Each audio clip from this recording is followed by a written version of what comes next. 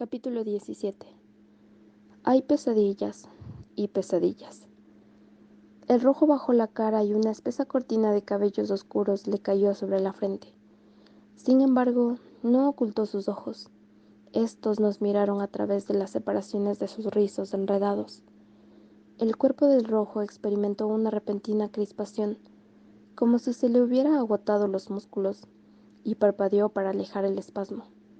Cuando sus ojos se volvieron a abrir, eran más grandes y vidriosos, pero otra sacudida le atenazó el cuerpo, y todo rastro de humanidad en él se desvaneció.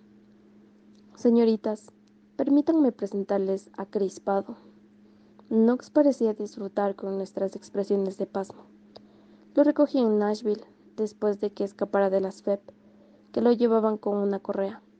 Iba de un lado a otro a trompicones, como un drogadicto. Ha recorrido un largo camino desde que comencé a entrenarlo. Knox le hizo una señal con la mano a un chico que, con expresión de innegable terror en el rostro, se acercó al rojo y comenzó a cortar sus cuerdas con un cuchillo. «Creo que se van a llevar condenadamente bien», repitió Knox. «Que la pasen bien». No creo haber visto a dos adolescentes correr a mayor velocidad que aquellos cuando la última cadena cayó en un charco alrededor de los pies de Crispado. Él avanzó un paso, atravesando el muro de llamas que formaban los contenedores de basura. Una onda recorrió el círculo resplandeciente, oscureciéndolo por un instante, estallando luego en un blanco cegador. «Ese cabrón», masculló Vida, «nos ha echado encima un incendiario». Crispado hizo honor a su nombre.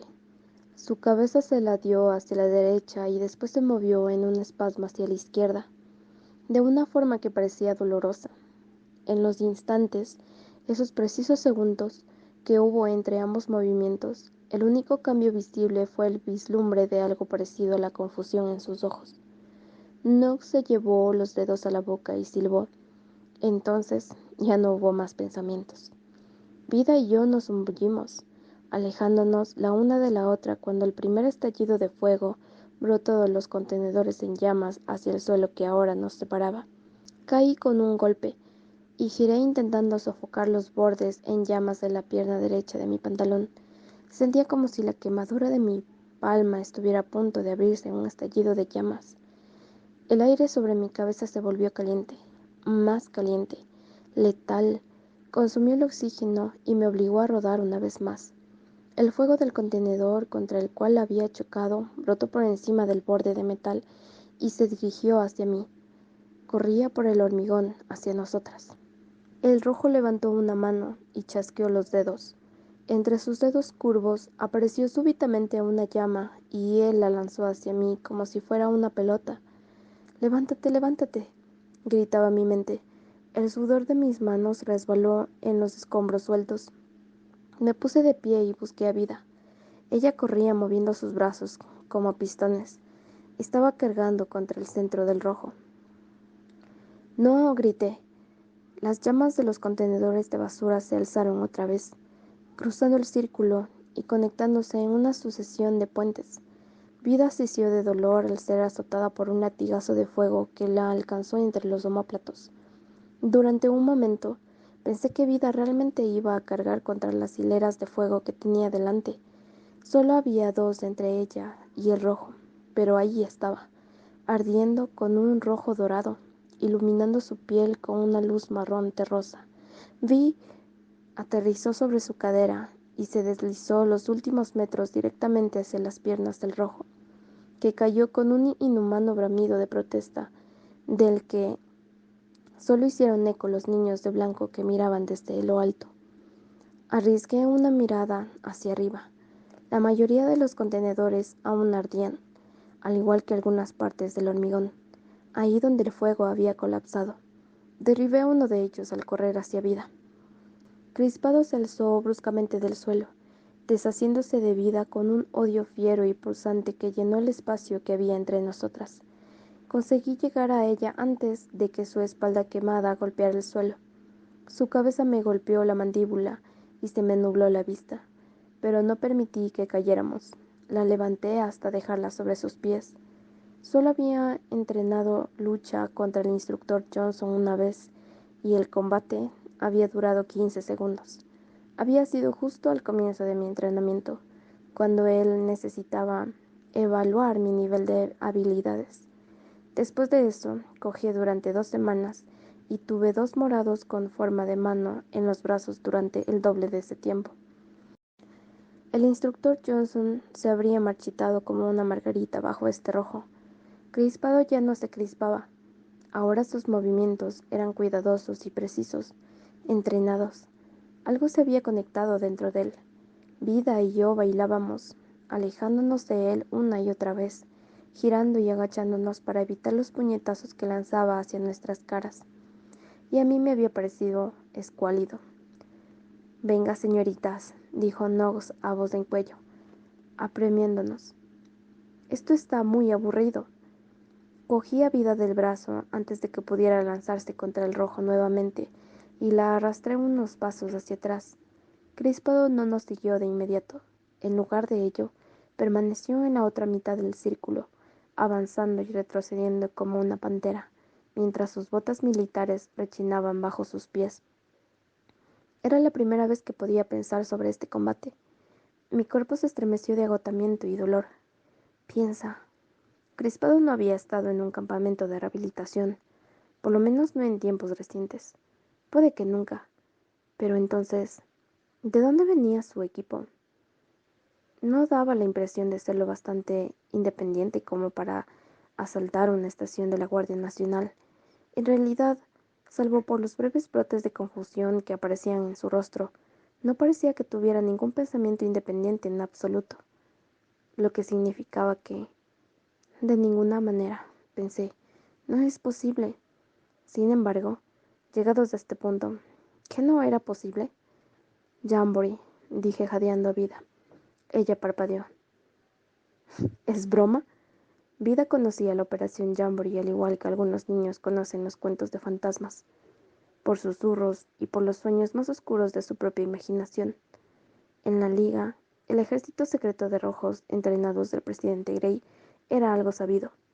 Habían intentado sin éxito filtrar información sobre ello durante meses.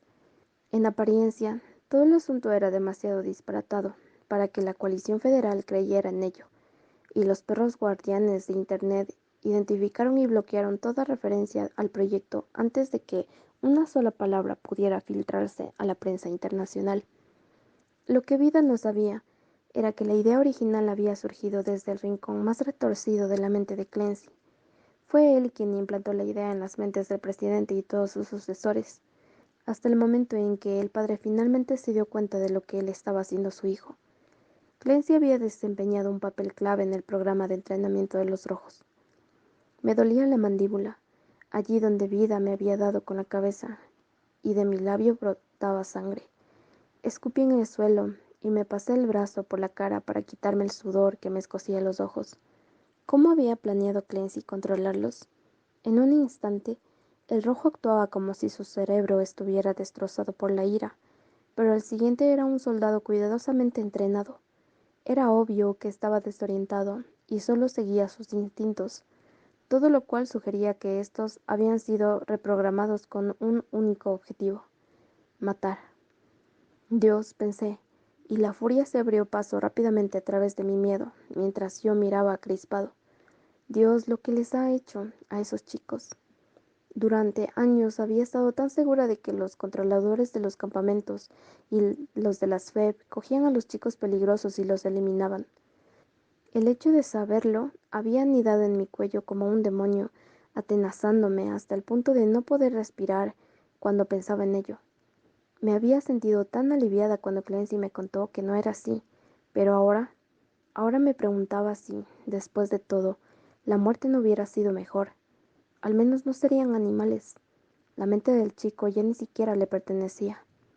Oye, cariño, dijo Vida, apretando los dientes, debemos atacarlo las dos a la vez. ¿Y eso de qué serviría? Él puede crear fuego y controlarlo, pero fíjate cuánta concentración necesita para hacerlo, dijo. Se detiene en cuanto lo atacamos, como si su cerebro no pudiera manejar las dos cosas a la vez. Vida tenía razón. Pese a todo el daño que podía causar, Crispado era igual que el resto de nosotros. El uso de sus habilidades le demandaba esfuerzo y práctica, pero este chico estaba muy maltratado, y su sentido de la realidad había sido distorsionado. Ya fuera que lo hubiera conseguido Clancy mediante su influencia, o quien quiera que dirigiera la operación Jamboree mediante un condicionamiento, era evidente que Crispado había sido entrenado de forma tal que cuando viera a alguien supiera atacar. «Cállense y peleen», aulló Knox. «Distráelo», dijo Vida. «Yo acabaré con esto». Knox solo había dicho que deberíamos permanecer dentro del círculo. Nunca dijo nada acerca del tamaño exacto del círculo dentro del cual debíamos permanecer. El público situado sobre nuestras cabezas dio un giro de alarma cuando pateé el primer contenedor. Los llameantes restos de madera se diseminaron por el suelo, pero el fuego que corría por el frío hormigón se apagó en pocos segundos. Crispado se detuvo con un pie en el aire, mirando perplejo las llamas que se extinguían. Para entonces yo ya me ocupaba del segundo contenedor. Oí el gemido sordo de Vida al alzarse a por el rojo nuevamente. «Para», aulló Knox. «Maldita sea, tu amiga tendrá Crispado para ella sola». Otro aullido hizo que dirigiera mi atención hacia Vida. Se estaba dando golpecitos en la punta del pelo, intentando apagar las llamas que lamían sus cabellos. Cayó de rodillas, jadeando, maldiciendo con saña entre sollozos. Me abalancé hacia ellos, pero el fuego de los contenedores cercanos se alzó formando una resplandeciente red de luz y calor intensos. «No, Rubí», gritó Vida. Crispado había cogido a Vida por la nuca y levantaba la otra sobre su cabeza. Una llamarada se alzó del contenedor más cercano, enroscándose entre sus dedos y su muñeca, como una serpiente. Los chicos que estaban sobre las vigas gritaban, pero el único sonido que necesitábamos oír nunca llegó. Knox no iba a detenerlo. Nadie iba a detenerlo. Me llevé los dedos a la boca e intenté imitar el sonido que había hecho Knox, pero no conseguí soplar con suficiente fuerza. El humo me escocía los ojos y me quemaba la garganta. «Va a matarla». Esta vez no había opción. «Rojo», grité con voz ronca. El chico levantó la vista y ya era mío. Fue algo casi inconsciente, como dejarme llevar. Fue algo total e inmediato, como exhalar profundamente el aire que había estado conteniendo sin darme cuenta de ello. Sentí como la maraña de dedos de mi mente comenzaba a desplegarse, la ira, el terror y la desesperación, descascarando cada hebra de poder hasta que sentí un brote de hormigueante calor en la base del cráneo. El muro de fuego que había delante de mí pulsó el ritmo de las frenéticas crispaciones del rojo. Oí que Knox comenzaba a gritar allá arriba, pero ahora el muchacho estaba en mi poder. Había entrado en su mente sin siquiera haberlo tocado. En una mente típica, se tiene la sensación de hundirse en sus pensamientos. Es una sensación lenta y resbaladiza, que de mi lado normalmente va acompañado por una tremenda jaqueca. Unas veces he caído lentamente, de inmediato otras veces, por el matiz de la memoria de una persona, el tono de sus sueños. Podía saber mucho sobre ella, pero Crispado estaba destrozado, muy destrozado. En lugar de avanzar deslizándome, fue como una puñalada, como un cuchillo abriéndose paso en un montón de vidrios rotos. Sus recuerdos eran precisos, pequeños, aquí y desaparecían en un instante.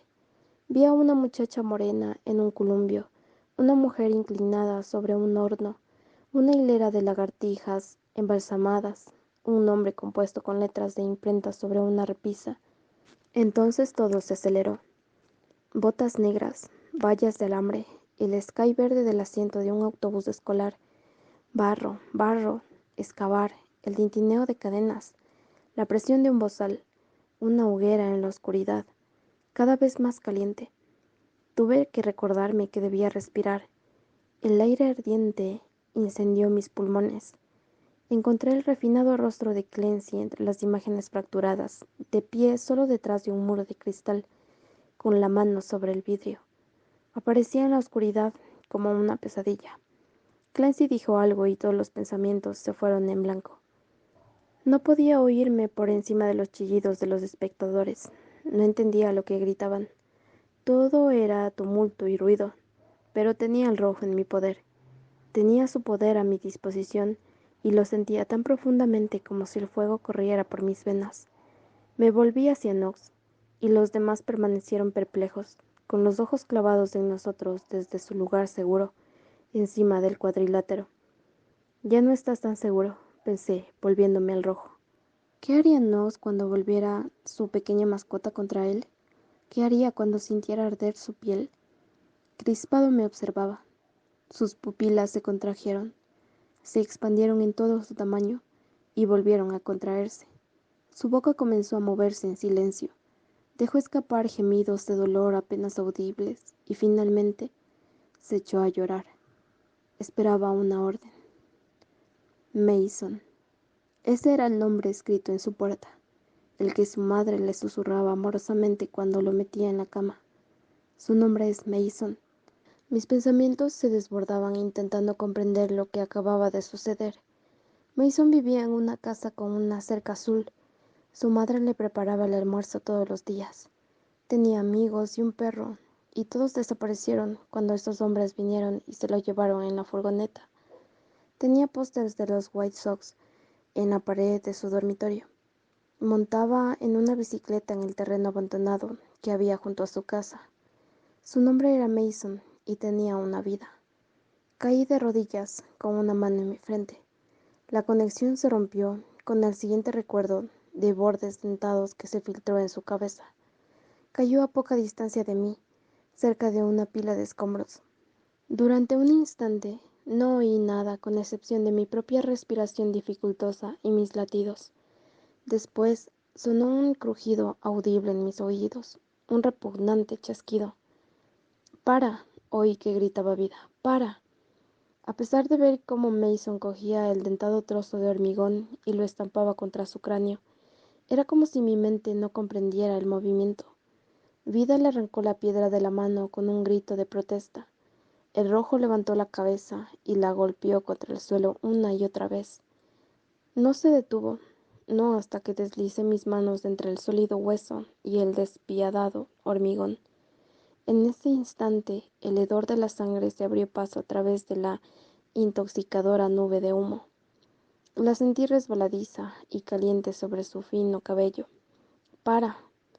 Vida presionó sus manos contra los hombros de Mason en un intento de clavarlo en su sitio. Yo le abrí los dedos para quitarle el trozo de hormigón de la mano. Cuando el muchacho se desmoronó y golpeó el suelo, aferraba con fuerza mi mano. «Ayúdame», sollozaba. Por favor, ayúdame. Por favor, no puedo. No más. Oh, Dios, ya viene otra vez. Viene la oscuridad. Está bien. Me incliné acercándome a su oreja. Ayúdame, suplicaba. Por favor. Todo está bien, Mason. Está bien. Estás a salvo. Podía zambullirme en sus pensamientos otra vez. Mi mente era un remolino de posibilidades. Podía borrar sus recuerdos, por lo que había pasado, todo lo que había visto. Podía dejar las rodillas raspadas, los días de sol en el patio, la dulce sonrisa de su madre. Solo lo bueno. Lo merecía. Mason necesitaba librarse de esto. Tengo miedo, susurró. Sus mejillas estaban cubiertas de lágrimas y sangre. Quiero irme a casa. La bala pasó tan cerca de mi oreja que me dejó una muesca. Sentí la punzada de dolor y el tibio hilo de sangre, y me incliné sobre Mason para protegerlo. El disparo había venido de arriba. Oí que Vida gritaba algo, pero no comprendí del todo lo que había pasado hasta que me cogió por los hombros y me arrastró lejos del rojo lanzándome al suelo. Knox o quienquiera que me hubiera disparado no dispondría de otra oportunidad, no si Vida podía hacer algo para impedirlo. Yo tenía toda la parte delantera empapada con un líquido tibio. La camisa se me pegaba a la piel de forma incómoda. Intenté alisarla, pero tenía las manos heladas. Algo mareada, me pregunté cómo era posible que mi oreja hubiera sangrado tanto en tan poco tiempo. No, maldición. La voz de Vida se elevó por encima del pitido que sentía en los oídos. No, maldito. Me incorporé con esfuerzo y me giré hacia su aterrorizada voz. El débil pitido en mi oído se agudizó, tomando una forma hasta que pude distinguir el nítido gritar y susurrar de los niños allá arriba. Todos observaban al muchacho rojo, mirando cómo burbujeaba la sangre del sitio en que se había alojado la bala en su garganta, viéndolo ahogarse y escupir mientras arañaba el suelo con las manos. El espacio entre sus respiraciones se alargó cada vez más, hasta que llegó la última exhalación como un suspiro estrangulado. Yo no podía hablar, no podía oír, no podía ver nada salvo a Mason. Mis manos se alzaron frente a mí con vida propia. Mis ojos estaban fijos en el charco de sangre que se extendía por el hormigón hasta que el borde tocó mis rodillas. Fallé, dijo Knox. Estiré el cuello, observando, mientras él dejaba la pistola plateada apenas un poco. Bueno, mi madre decía que era importante deshacerse de los juguetes rotos. La furia me inundó como una fiebre, incinerando las últimas trazas de resistencia, y ni siquiera tuve que pensarlo. No había nada que decidir. Me incorporé, volviéndome otra vez hacia él. Solo necesitó mirarme. Volver rápidamente su mirada hacia mí con esa arrogante sonrisa de suficiencia. Sentí las oleadas cada vez más intensas de cólera condensarse en un ataque punzante, perfecto. La mente de Knox apareció en la mía como una ampolla caliente, hinchándose cada vez que la rozaba, hasta que finalmente estalló y de ella surgió, desbordándose, una ráfaga de recuerdos líquidos. No tuve la paciencia ni el interés para examinarlos.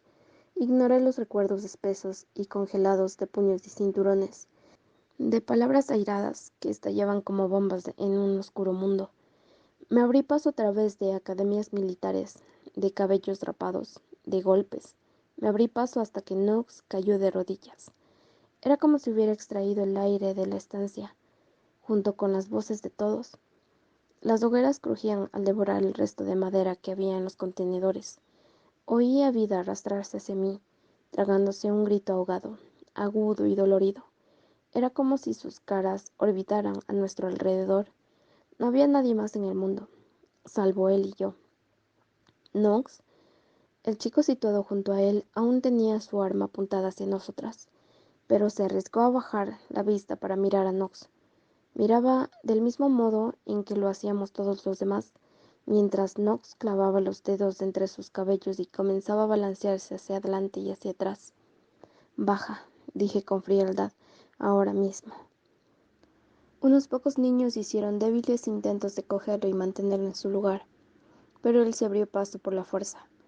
Me estremecí de poder al pensar que mi dominio sobre él era tan fuerte que hubiera luchado contra ellos para llegar hasta mí. Arrojó una escala de cuerda por el borde de la pasarela y comenzó a descender. —¿Qué está pasando? —gritó alguien. —Knox, ¿qué diablos?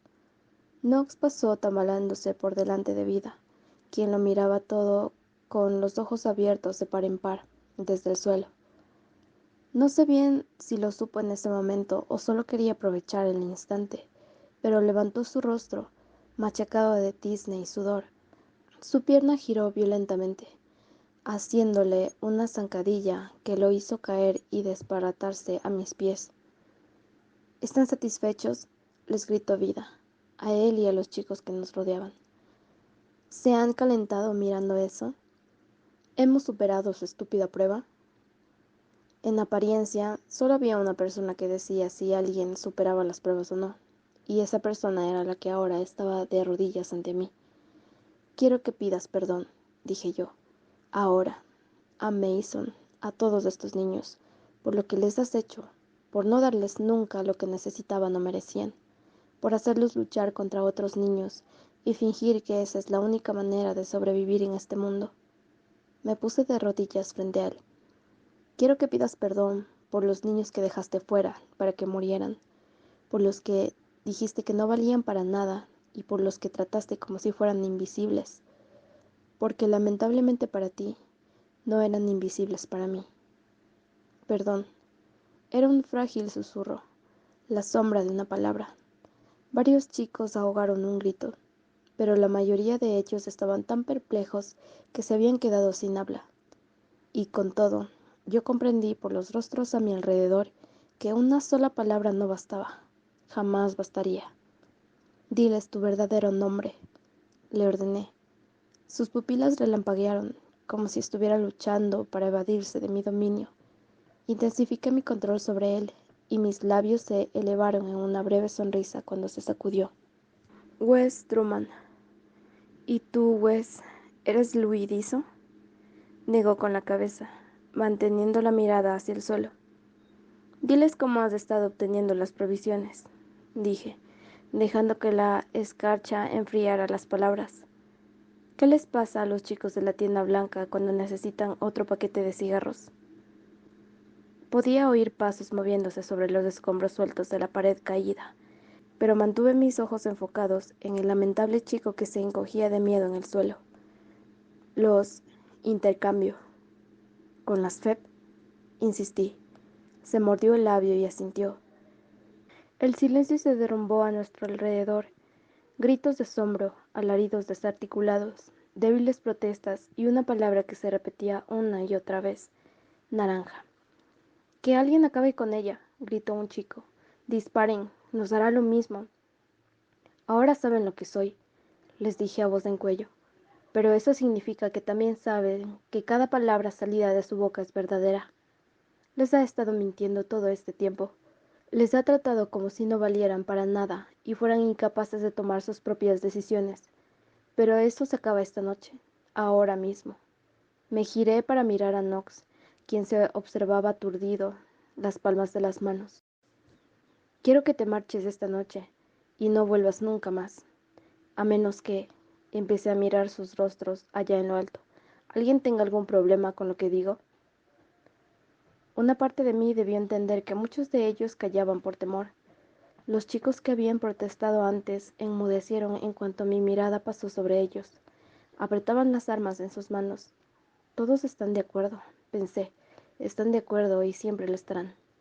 Fue tan sencillo. Todo. Los mismos chicos asintieron y se retiraron hacia las sombras. Solo tuve que colocar las imágenes correctas en sus mentes, moviéndome rápidamente entre los 4 o 5 que sabían lo que yo había hecho. Miré a Knox, que aún estaba en el suelo. Mis labios se contrajeron en una mueca de desgarro cuando inundé su mente con mis propias visiones. Él moviéndose con dificultad en la nieve helada, él tosiendo, débil, incapaz de defenderse mientras avanzaba hacia el oeste y desaparecía para siempre. Quería que experimentara cada segundo de desorientación y sufrimiento y fiebre que había padecido Liam. Quería que se lo tragara el mundo, que lo había creado. Lo observé ponerse de pie, lastimándose las manos contra el suelo áspero. Avanzó con lentitud, vacilante entre los chicos apiñados alrededor de la pared derrumbada. Por un breve instante pensé que lo harían regresar y que luego se volverían contra mí, pero la primera muchacha, Olivia, dio un enorme paso al costado. Se cruzó de brazos y lo observó alejarse con ojos fríos e impávidos. Un ruido surgió de los demás mientras la imitaban, afriéndole un camino, un ruidoso siseo, escupitajos y gruñidos que decían lo que la mayoría de las palabras no podía decir. En ese momento los chicos que estaban situados a resguardo sobre nosotros comenzaron a imitarlos, dejando escapar con ellos meses, años de ira y miedo y desesperanza reprimidos.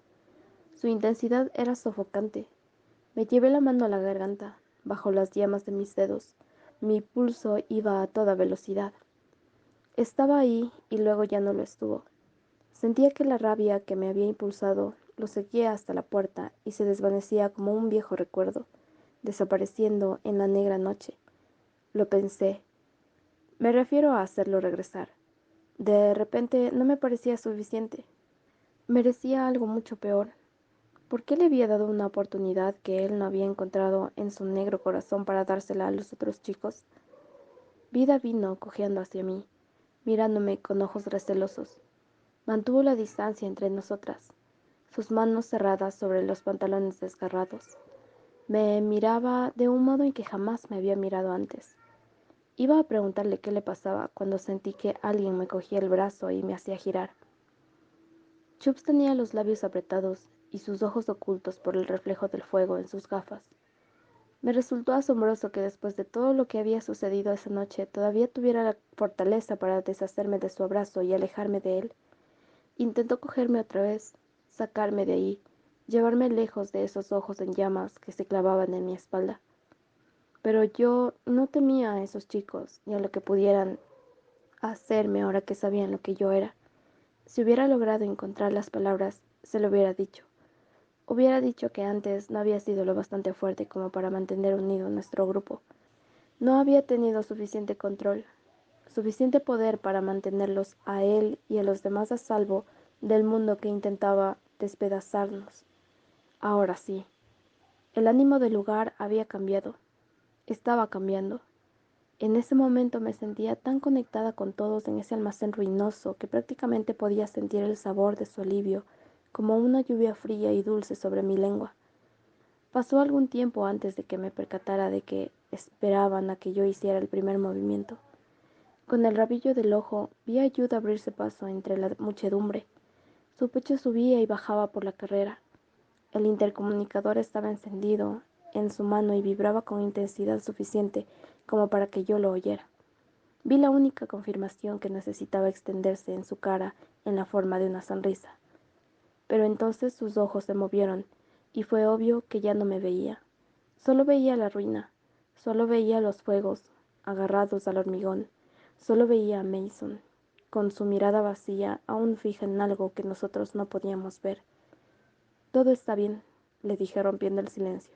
Estamos bien. Y no importaba si los demás lo creían realmente. De todas formas, me siguieron al salir.